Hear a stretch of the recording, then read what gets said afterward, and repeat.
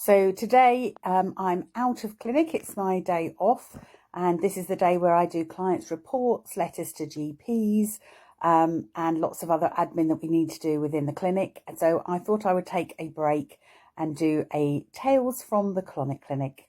Now, I've said before, these are told with permission from clients, so I'm not breaking any confidentiality that we may have within the clinic. They've given me their permission.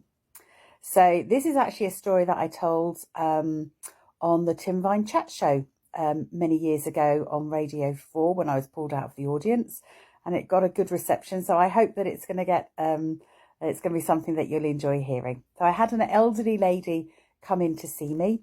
And when you come in to see me for a colonic, you fill out a form, a consultation form, and she gave me a lot of information. So she was in her very early 80s, and she gave me information from childhood issues such as verrucas on her right foot, which isn't necessarily relevant for a colonic, but she's not to know what is and what isn't relevant. And I appreciate the details, certainly, because sometimes the consultation forms have got hardly anything on them to start off with.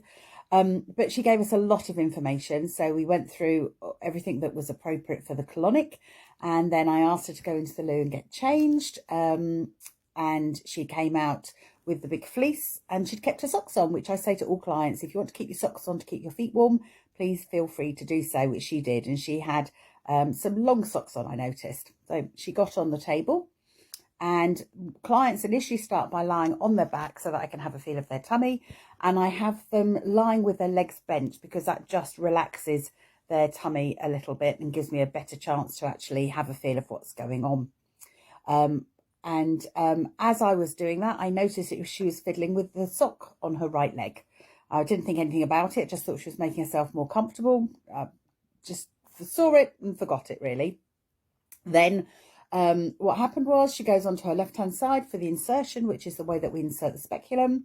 And then after we've done some soaking on the left-hand side, the normal procedure is for me to tell the client that I'm now moving them back onto their back again. So I will actually guide their right leg. So I will take their right leg and move it over all the tubing so they know where their foot needs to go, and then they just shuffle back round onto their back.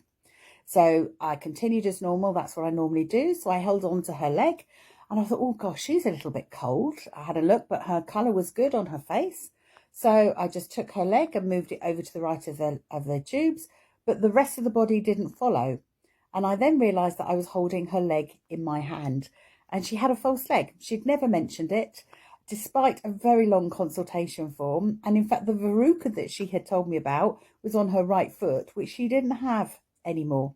In fact, what had happened was that when she was lying on her back and adjusting what I thought was her sock, she'd actually just been undoing or loosening her false leg because it was feeling a little bit awkward when she was having her legs bent. So she had adjusted it, but she hadn't mentioned it. Despite a very long consultation form, she hadn't put anything on there about the fact that she had lost the lower part of her leg, and she had mentioned a verruca on her foot. When I was holding her leg in my hand, for a millisecond, I thought I'd actually pulled her leg off, because what was the other logical explanation? I couldn't think of anything. I immediately thought I had somehow amputated her leg and was holding it in my hand. And then she realised what was happening, and I realised as I pulled it out further that I could see that it was a prosthetic limb. But it's really stuck with me, that story. She and I both had a really good laugh about it. And I did say to her, I wish this room wasn't confidential. And she said, oh, no, you can tell this story. She said, I think it's a great, she said, it's funny. And she said, it's never happened to me before. And I thought that was weird because she'd never had a colonic before. So it never would have happened to her before. But she was a lovely lady. And she felt great. She came back to see us again. I knew the next time to work out what we were doing and just very gently guide her leg over instead of actually pulling it off. But yeah, so Tales from the Colonic Clinic, part 2, and part 3 will follow. Hope you enjoyed that. Bye.